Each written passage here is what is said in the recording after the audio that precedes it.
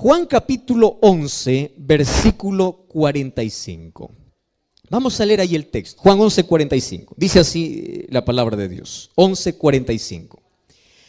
Dice: muchos de entre los judíos que habían ido a visitar a María, viendo lo que Jesús hizo, ¿qué cosa sucedió? Creyeron en él.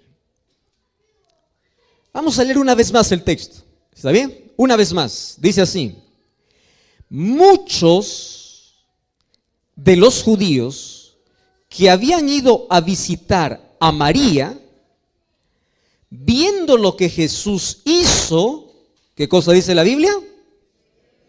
No escuché. ¿Qué cosa dice? Muy bien. La pregunta es: ¿por qué no todos?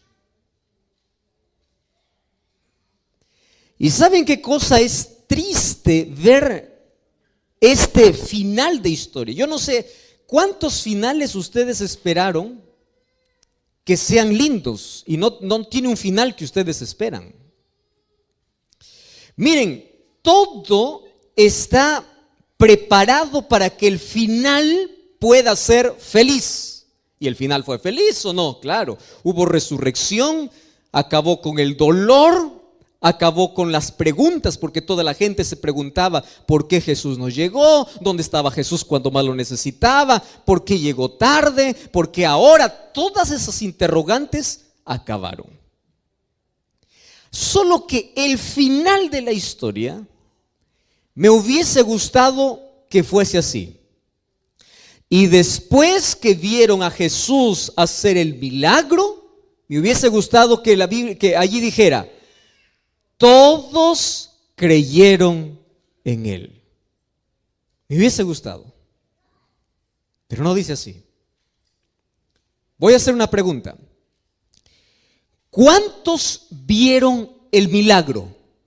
Todos. Repitan eso. ¿Cuántos vieron el milagro? No escuché. ¿Cuántos vieron el milagro? Todos. ¿Cuántos creyeron? ¿Por qué no todos? ¿Qué sucedió con aquella gente que no creyó? Vamos a leer el versículo 53.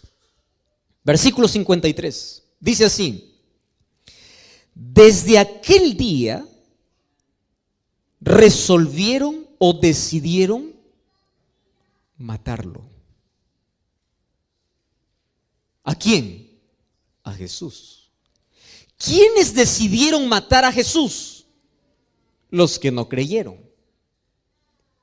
Porque aquellos que vieron el milagro y creyeron en Jesús, lo aceptaron como su libertador, lo aceptaron como el Mesías, lo aceptaron como el Hijo de Dios. Pero aquellos que no creyeron decidieron matarlo. Tú ya sabes hacia dónde estoy yendo, ¿verdad? El asunto aquí es: ¿crees o no crees? Porque no hay nadie que dice: pastor, yo estoy en medio, a veces creo, a veces no creo. No, es simple. Aquellos que no creen forman parte del otro grupo que toman la decisión de matarlo. Claro, hoy voy a hablar de otras expresiones, pero en la historia bíblica el grupo estaba dividido.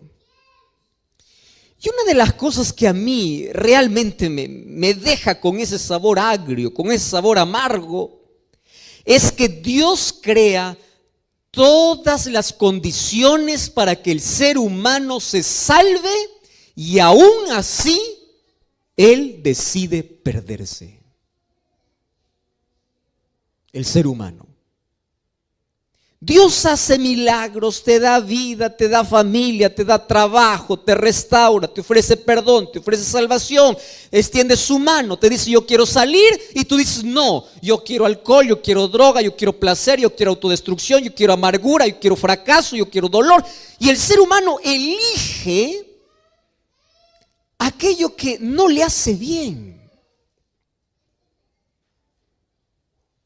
Y aquí hay un viejo dicho que dice, ¿no? Aquel que no quiere creer, aunque ve el mayor milagro, no cree. No cree. Y aquel que quiere creer, aunque no vea, cree. Te doy un ejemplo. Un día Jesús estaba pasando por Jericó. Y dice la Biblia que había 2 ciegos que le dijeron: Señor, Hijo de David, ten misericordia. Ojo, 2 ciegos reconocían a Jesús como el Mesías. Ciegos. Y aquellos que veían milagros, poder, vieron tantas cosas, no lo querían aceptar como el Mesías. Porque aquel que no quiere creer, no importa cuántas cosas pueda haber, no cree.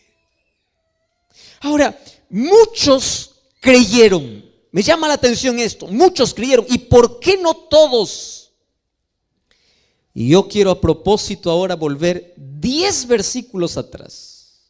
Vamos al versículo 35. Ustedes se acuerdan que yo estaba con una deuda desde hace 2 noches. Yo les dije que esta última noche iba a dar la respuesta a un interrogante que yo siempre tuve. Versículo 35 de San Juan capítulo 11. Juan capítulo 11, versículo 35. Hemos leído el 45 primero, ahora el 35. Dice así, es uno de los textos más cortos de la Biblia. Tanto así que algunos ni siquiera necesitan allí leer. ¿Qué cosa dice el texto? Jesús lloró. Muy bien, hoy voy a dar la respuesta entonces. ¿Por qué lloró Jesús? ¿No creas que Jesús lloró? Porque ahí estaba Lázaro muerto, estaba detrás de una piedra, estaba con el cuerpo descompuesto. ¿Por qué iba a llorar si sabía que lo iba a resucitar? Tú no lloras cuando sabes que hay solución. Las lágrimas del ser humano es la muestra o de una emoción fuerte, o de una desesperación, o de una angustia que el ser humano enfrenta al ver que todo acabó, al ver que es impotente, al ver que no puede. Y el ser humano desahoga y llora.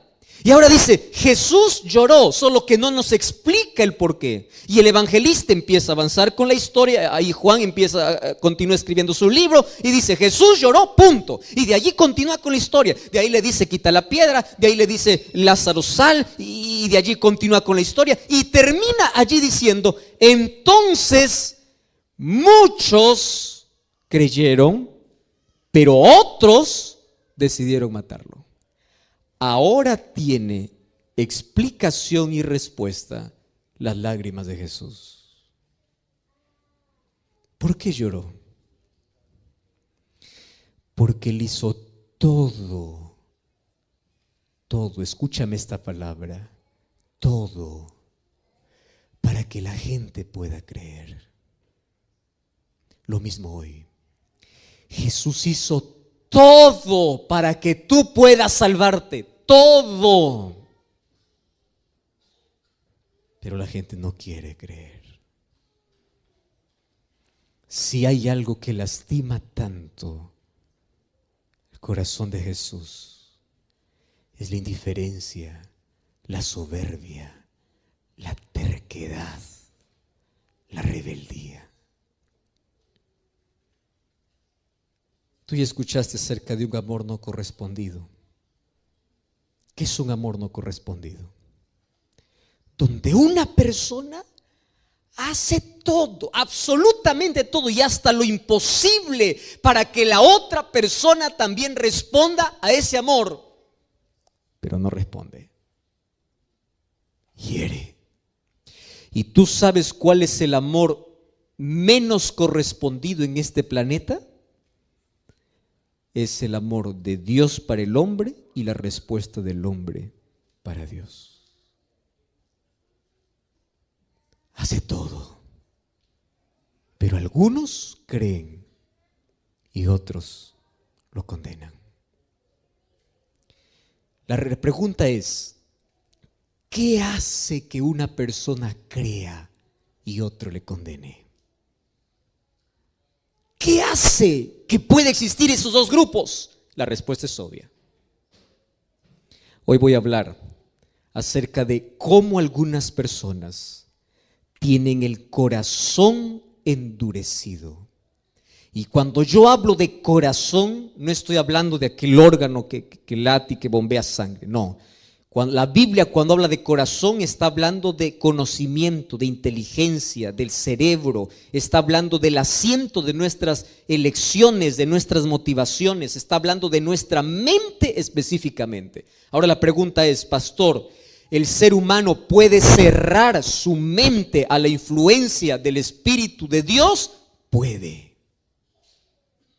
Y cuando la mente se cierra el ser humano y no da lugar, por más que Jesús llame, por más que levante la voz, por más que haga milagros, por más que haga lo que haga, el corazón se endureció. Solo que para tener el corazón duro, no creas que el ser humano nace con un corazón duro. El endurecimiento del corazón es un proceso en la vida, donde el ser humano va perdiendo la sensibilidad.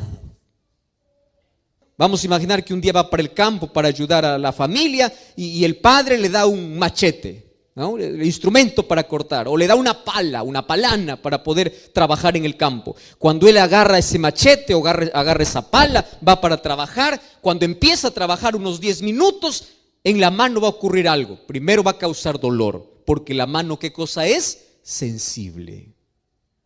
Y cuando él continúa trabajando, aquí en la mano va a surgir una ampolla. Y si él continúa trabajando, esa ampolla va a reventar. Y cuando la ampolla revienta, nace detrás una piel más dura. ¿Cómo se llama esa piel? Callo. Y cuando la mano tiene callo, tú puedes trabajar todo el día con el machete y la pala y la mano ya no siente más. Porque se acostumbró. Le dolió al comienzo, pero fue un proceso donde a pesar del dolor continuó insistiendo con la pala. Es solamente una ilustración. En la vida del ser humano es así. Cuando yo me reúno, por ejemplo, con unos muchachos de 8, 9, 10, 11, 12 años. Yo ya hice algunas campañas para menores hace algún tiempo. Me encanta hablar también para niños y contar las historias. Cuando tú cuentas una historia a un niño de 8, 9, 10, 11, 12 años, él se concentra en la historia y tú empiezas a dibujar en su mente. Y finalmente le dices que Jesús le ama. Y cuando tú haces un llamado y dicen, ¿cuántos quieren aceptar a Jesús? Todos los niños levantan la mano. Y si tú preguntas a los niños, ¿ustedes quieren entregar su vida? Quiero. ¿Ustedes quieren bautizarse? Quiero. Todo quiere, todo lo que tenga que ver con Dios quiere. Pero anda un grupo de 25, 30, 40, 50 años y empieza a contar la misma palabra, empieza a hablar del mismo poder, empieza a hablarle del mismo Dios y empiezas a trabajar en su razón, en su mente, y el Espíritu Santo está trabajando. Entonces pregunta, ¿cuántos quieren aceptar a Jesús? La mayoría va a levantar la mano. ¿Y cuántos quieren seguir a Jesús? Va a bajar. ¿Y cuántos quieren ser bautizados? Va a bajar. ¿Por qué? ¿Qué hace que en la vida podamos perder la sensibilidad? ¿Qué hace? Hay algunos que pueden decir así, pastor, insensibles pueden ser aquellos que han navegado en las aguas oscuras de la vida. Insensible es un homicida, insensible es un violador, insensible es un ladrón, insensible es una persona que se hundió en el pecado. Te digo una cosa, no, te has equivocado si piensas que los más insensibles están afuera en el mundo perdidos. No. Un día un hombre soberbio, Un hombre homicida, que sus manos estaban manchadas de sangre porque perseguía al pueblo de Dios, se encontró con Jesús y le siguió. Cambió su nombre, cambió su historia, cambió su vida. De perseguidor pasó a ser el mayor predicador. El nombre de este era Saulo, que fue para Pablo. ¿Por qué? Porque tu pasado no condiciona para que tengas un corazón duro. Tu pasado no condiciona. Un día 2 ladrones estaban al lado de Jesús, cerca de Jesús. ¿Cuál es la distancia que había entre su cruz y la cruz de Cristo? No era más de 3 metros. Tan cerca de Jesús. Los dos tenían la misma historia, los dos tenían el mismo pasado, los dos habían robado, los dos eran ladrones, los dos estaban condenados, pero uno reconoce a Jesús. Uno. Entonces, no es el pecado que cometes en la vida, o no es la profundidad en la vida al cual hayas caído que hace que tu corazón sea duro. No. Conozco gente que tiene un pasado terrible, personas que ya hicieron cosas innombrables en la vida, que Dios los puede transformar, Dios los puede restaurar, porque cuando ven la presencia de Dios, la majestuosidad, la gloria de Dios, ellos se rinden ante Dios. Entonces, pastor, ¿quiénes son los duros? Ahora sí te voy a hablar algo un poquito fuerte.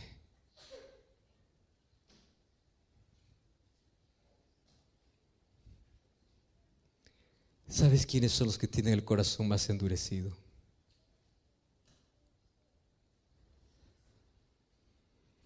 Aquellos que parecen más buenos en esta vida. Incluso aquellos que van a la iglesia. ¿Tú sabes quiénes eran los judíos? Conocían de Dios, practicaban ritos, se apegaban a la ley, pensando que la ley los podría salvar. Y claro, nosotros sabemos cuál es el plan que tiene la ley. La ley nos salva, pero cumple una función en la experiencia humana. El resultado de nuestro amor a Dios es guardar su ley. Nosotros no guardamos la ley de Dios para salvarnos, sino guardamos la ley de Dios porque somos salvos por Él. Porque el resultado de la gracia transformadora de Dios en tu vida es la obediencia natural. Pero los judíos fueron al otro extremo. Se aferraron a la ley y despreciaron a Cristo. Y ellos tenían el corazón endurecido a tal punto que desde ese día que vieron el milagro de Jesús, decidieron matarlo. Mira, tener el corazón duro no es una cuestión de una persona que tiene un carácter fuerte, una persona que hizo cosas malas en la vida. No, el corazón duro es un proceso. Y aquí voy con la primera característica de aquel que tiene el corazón duro. Escúchame con atención. Corazón duro es aquel que está familiarizado con la voz de Dios, pero no obedece la voz de Dios. Voy a repetir esto. ¿Está bien? ¿Quién es aquel que tiene el corazón duro? En primer lugar, es aquel que está familiarizado con la voz de Dios, pero no obedece la voz de Dios. Y yo aquí estoy hablando para alguien que conoce tanto de Dios, creció en un hogar cristiano, su familia es cristiana, conoce de la Biblia, para una persona que tiene todos los principios en la mente, para una persona que tiene conciencia de Dios, para una persona que conoce tanto para salvarse, pero no se rinde. Y sabes que esa persona puede llegar a endurecer su corazón. ¿Sabes por qué? Porque pierde la sensibilidad.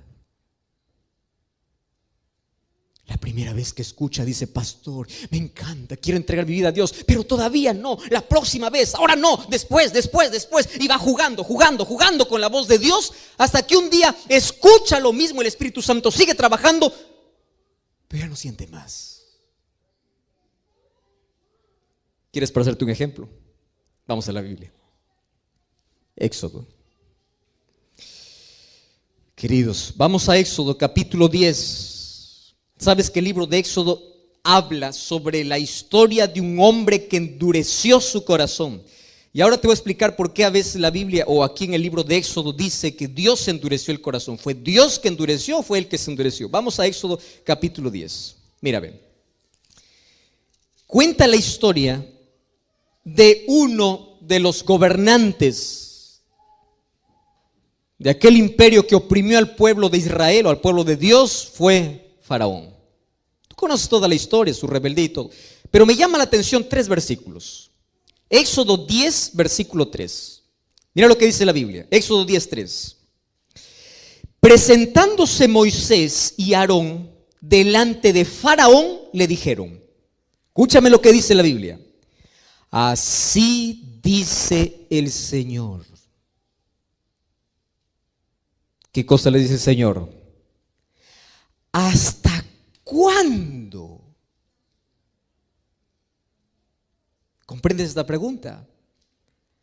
¿Hasta cuándo vas a rechazar de humillarte delante de Dios? Deja ir a mi pueblo para que me sirva. Pregunto, ¿Faraón escuchaba la voz de Dios? Escuchaba. Moisés y Aarón iban en el nombre de Dios. Y aquí Dios mismo le dice a Faraón, Faraón, dime, ¿hasta cuándo? Ya, vamos ahí, vamos un poquito más adelante. Versículo 16. Miren lo que dice.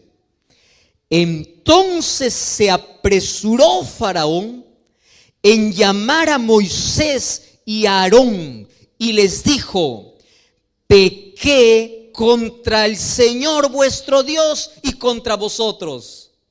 ¿Qué les parece este texto? Es lindo como para decir un amén, ¿verdad? Finalmente uno dice, amén, finalmente el faraón se arrepintió. Él está reconociendo que ha pecado contra Dios. Y viene el versículo 17. Ahora pues yo les pido que me perdonen por mi pecado esta vez y que ustedes oren al Señor vuestro Dios y quite de mí esta plaga. ¿No les parece un reconocimiento interesante? Sí, ¿verdad? Y puedo decir, wow, amén, aleluya, el faraón se arrepintió. Lee un poquito más abajo. Versículo 20. Y el Señor endureció el corazón de Faraón y no dejó ir a los hijos de Israel. Pastor, pero aquí dice que Dios lo hizo. Préstame atención acá. Esta es una de las discusiones para muchas personas. Dice, Dios lo endureció. No, espera un momento acá. El amor de Dios, la misericordia de Dios, la gracia de Dios, los milagros de Dios funcionan así. Voy a tomar la misma historia que hemos leído de Lázaro. ¿Quién hizo que algunos creyesen y otros no creyesen después de haber visto el milagro? ¿Eso fue decisión divina o decisión humana? Humana. Porque Dios te dio libertad. Ahora, ¿por qué dice aquí Dios endureció el corazón? Vamos allí por partes. El amor de Dios es como el fuego o es como el sol. Voy a tomar las dos ilustraciones. Cuando tú colocas fuego y colocas una olla de agua hirviendo y tú colocas allí una papa, escúchame aquí con atención, colocas una papa a una olla de agua hirviendo, dentro de 5 a 10 minutos, ¿cómo está la papa? Blanda. ¿Cómo entró? Duro. ¿Cómo salió? ¿Qué hizo? ¿Quién hizo eso? El fuego. Si tú traes un huevo frágil, ¿verdad? Colocas al mismo fuego donde la papa se deshizo, ¿qué sucede con el huevo? Se endurece. Pero tú puedes decir, es el mismo fuego. Es el mismo fuego. El sol puede derretir la cera, o puede endurecer la arcilla. Y en el ser humano es así. El mismo milagro, a algunos les puede endurecer y a otros hacer creer. Pero no es un asunto de Dios, es asunto de elección humana. Y fíjate lo que sucede con esa historia. ¿Qué sucede con Faraón? Faraón dice, está bien, yo pequé, ahora reconozco, está bien. Quítame por favor esta plaga, me está molestando. Ahora, ¿qué sucedía? Quitaba la plaga y nuevamente se endurecía. Muchos tienen el corazón de Faraón. ¿Sabes cuál es el corazón de Faraón? Aprenden a jugar con Dios. ¿Por qué? Porque solamente buscan a Dios en la necesidad. Pasa la necesidad y dan la espalda a Dios. Tú ya viste una persona que está en problemas, por favor oren por mí, oren por mí. Una persona que tiene algún enfermo o una persona que está enferma, ore por mí y yo después voy a servir al Señor. Esa persona se sana y vuelve a su vida. ¿Quieres un ejemplo más claro? Yo no sé cómo aquí reaccionan, pero allá, por ejemplo, he estado ya en varios países. Cada vez que existe un terremoto, estoy a contar una historia, me parece una de estas noches. Cada vez que existe un terremoto, hasta aquel que dice ser ateo va a orar. Las iglesias se llenan, todos confiesan sus pecados, la tierra tiembla, los edificios caen, la gente se desespera, la gente busca a Dios, la gente hace todo y dice, Señor, sálvame, Señor. Pasa el terremoto, la gente volvió a su vida. ¿Viste eso o no? ¿Quién sabe? Puede estar alguien aquí, ¿verdad? Llega un momento de emergencia, Señor, sálvame. Dios te salvó nuevamente. Tu corazón se endurece. Entonces, llega un momento en que tanto juegas con Dios, que tu corazón se va endureciendo. Dios no mandó 10 plagas para Faraón. Dios mandó 10 oportunidades para que Faraón se pueda rendir, pero no se rindió.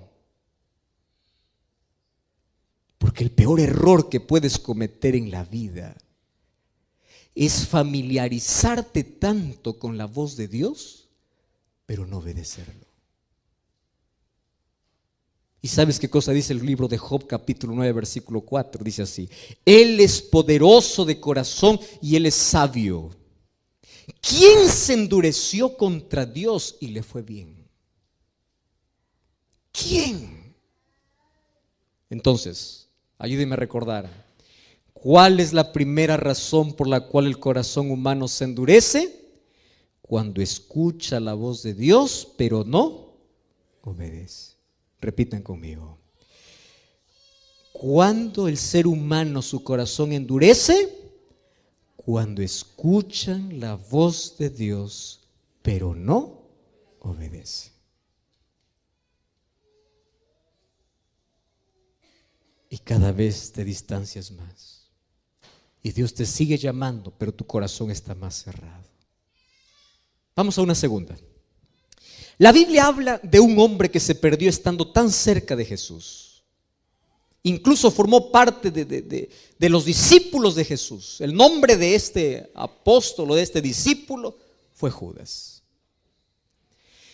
Hablar de Judas es hablar de un hombre tan extraordinario. Ustedes saben que de los 12 discípulos que Jesús tenía, el hombre más brillante, más educado, el hombre más, podríamos llamar con mejor coeficiente intelectual, el de mejor reputación, tanto así que los discípulos depositaron su confianza para hacerlo tesorero. Los ojos de todos los discípulos cuando hablaban de una persona brillante entre el grupo era Judas. Si alguien decía, los discípulos de Jesús son una tira de ignorantes, alguien decía, cállate porque ahí está Judas.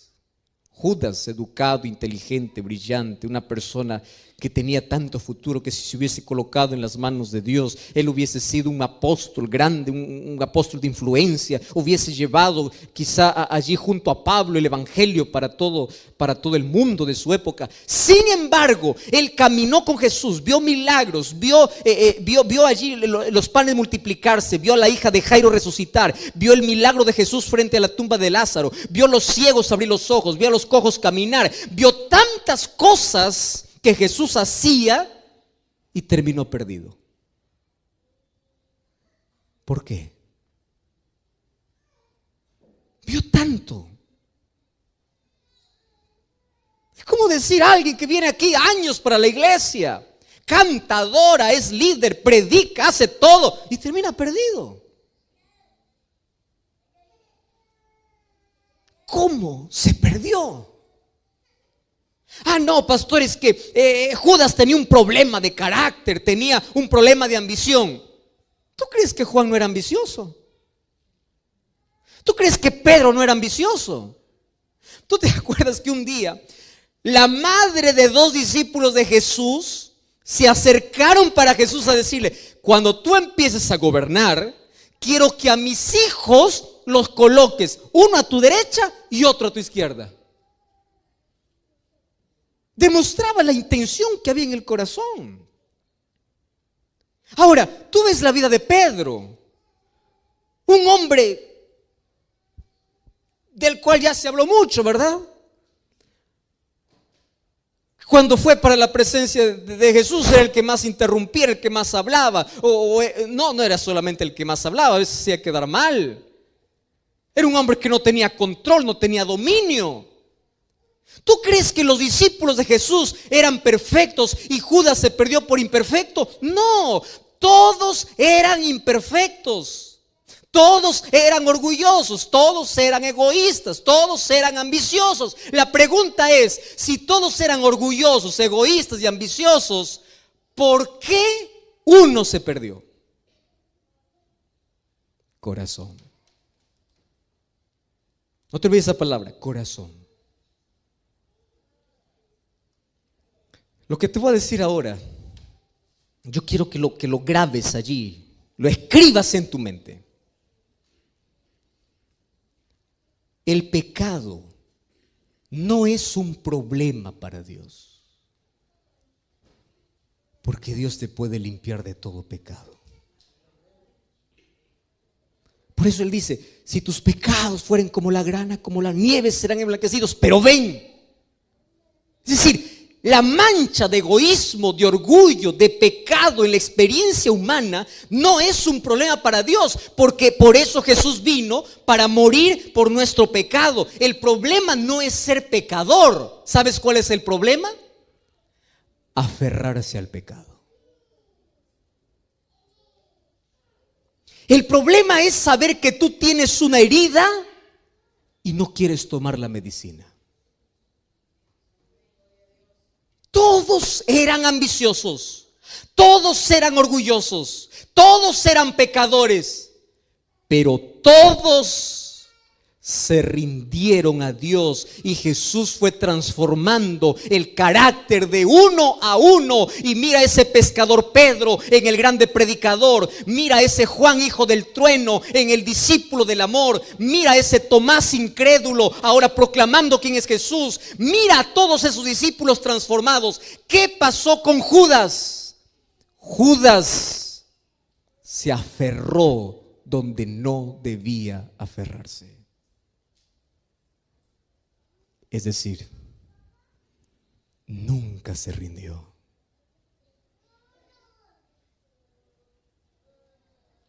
Queridos amigos,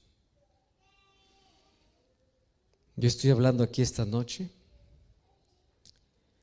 para alguien que ya asistió a muchas campañas de evangelismo, para alguien que conoce de Jesús,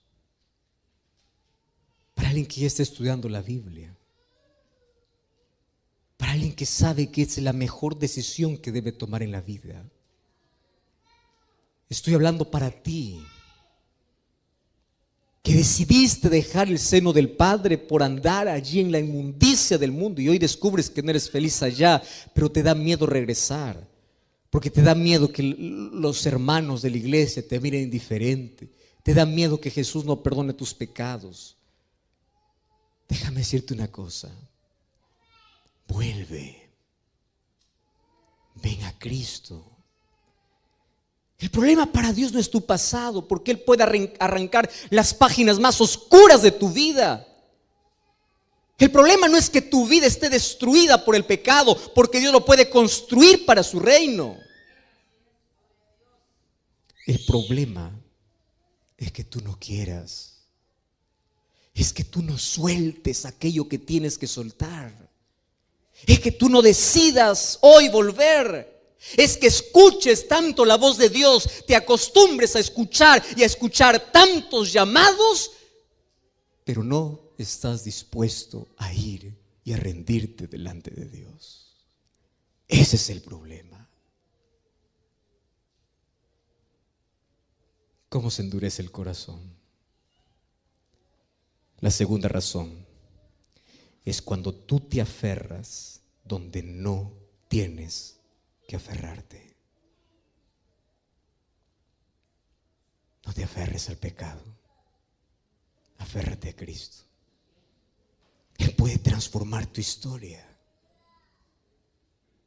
Él puede cambiar tu vida. Por eso la invitación de Jesús es así: si oyeres hoy su voz, no endurezcáis vuestros corazones. ¿Tú sabes por qué en la Biblia no existe mañana? Porque el mañana es un misterio que no sabes si lo vivirás. Apocalipsis 3:20 dice así: he aquí estoy. No dice estaré. ¿Qué cosa dice? Estoy. Porque la salvación en la Biblia es un llamado urgente y presente. Esta noche tengo una pregunta para ti. Y la pregunta es: después de haber visto tantos milagros en la vida, ¿cuál es tu actitud? ¿Creer o condenar? Esa respuesta lo tienes tú. Si hay una de las cosas que más me entristece, es imaginar el rostro de Cristo bañado en lágrimas, donde Él hace todo, absolutamente todo para salvarte, pero tú eliges perderte. Si tú eres padre, vas a comprender por lo menos un poquito qué significa llorarle a un hijo para que cambie y él no cambia.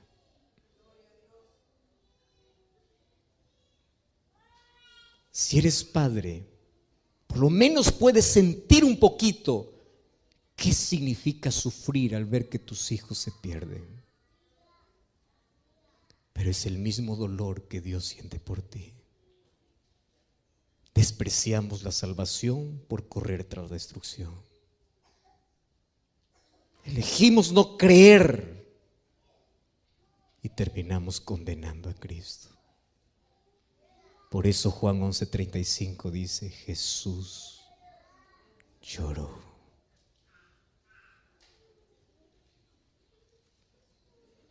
Hace algún tiempo escuché una historia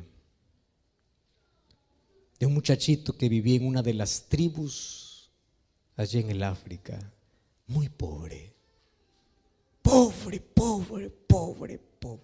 No tenía ninguna comodidad, vivía casi en la intemperie. Y allí un día llegó hasta una de esas tribus un misionero, un pastor. Empezó a hacer una campaña, le gustó tanto al ver de que los niños se reunían y le llamó tanto la atención allí un morenito que siempre estaba adelante, tratando de cantar, tratando de entender todo lo que este pastor, este misionero decía. Hasta que un día le dice: mira, a mí me gustaría que tú puedas venir conmigo, yo te puedo dar educación, yo te puedo dar todo. Y él le dice: pues puede hablar con mis padres. Fueron a hablar con los padres y los padres dijeron: nosotros no tenemos cómo sustentar a este niño, si usted quiere puede llevarlo. Sin embargo, él es nuestro hijo, lo amamos mucho, más también queremos su bienestar. Aquel misionero tomó al niño y lo trasladó hacia una ciudad, le dio educación, el niño fue creciendo, tenía un buen coeficiente intelectual, era inteligente, empezó a aprobar todos los cursos. Un día fue creciendo, creciendo, y a medida que fue creciendo y viendo tantas comodidades a su alrededor, empezó a olvidarse también de su familia. Y después de algunos años él escribe una carta. Y él ya tiene una novia, y una novia donde él había dicho: mira, yo vengo de mayores comodidades, donde él se avergonzaba en sí de su origen. Y él hacía creer a todo el mundo de que él venía de una familia muy acomodada. Un día envía una carta allí para sus padres y allí les dice: miren, yo me voy a graduar, yo voy a ser un maestro.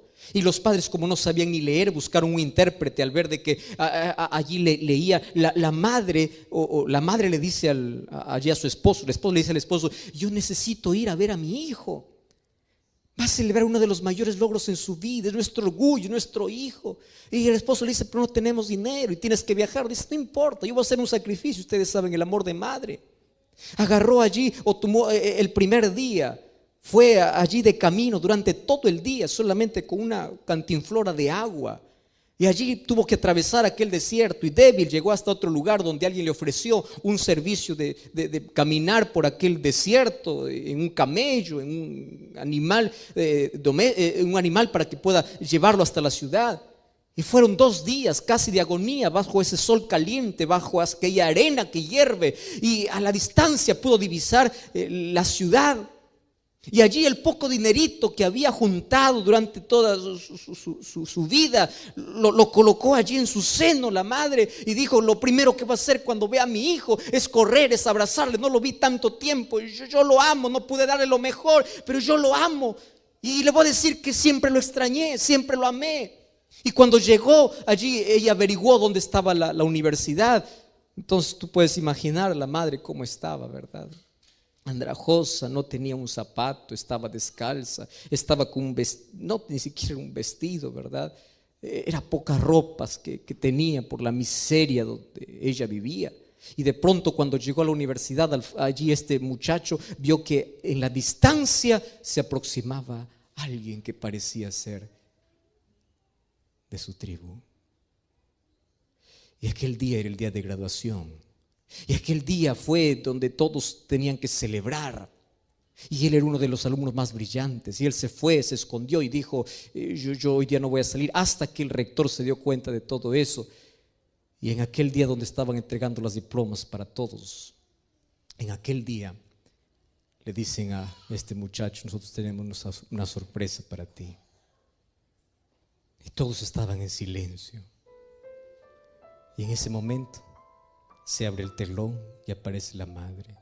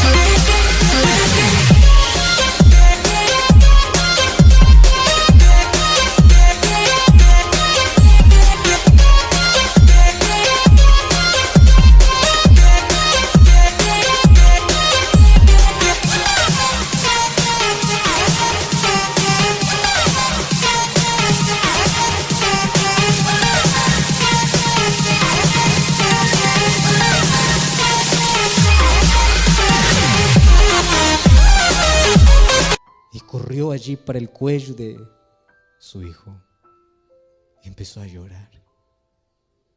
Y le dijo: hijito, yo viajé 3 días solo por verte. Y este muchacho se acerca al oído de la madre y le dice así: maldita mujer, ¿por qué viniste a verme? yo no soy tu hijo. Viniste aquí para poder avergonzarme delante de todos mis amigos en una de las ceremonias más especiales de mi vida. Y aquella madre se abrazó del hijo y le dice: yo vine porque tú eres mi hijo. Tú eres mi hijo. La historia cierra diciendo que esta madre de regreso murió en medio camino. Pero no le mató la debilidad, no le mató cruzar un desierto. Lo que le mató fue la indiferencia de haber hecho tanto por ver a su hijo y sentir el rechazo de su hijo. Nuestra actitud es así. Un día Jesús viene a tu vida y mientras tú estás trabajando, mientras estás en el mejor momento de tu vida y dice: yo morí por ti, yo hice todo por ti, yo te sostengo, yo te doy vida, yo hago todo, hice milagros, hoy te doy vida. Yo vengo, quiero darte todo.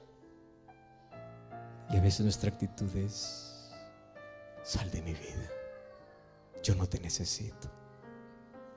Y nuestra arrogancia y nuestra dureza de corazón nos lleva a la mayor destrucción de la vida. Queridos, no hagamos llorar a Jesús. No hagamos llorar a Jesús. Nuestra incredulidad, nuestra arrogancia y nuestra dureza de corazón rasgan el corazón de Dios. Él hizo todo por salvarte. Todo lo que tienes que hacer es rendirte. Ven a Jesús.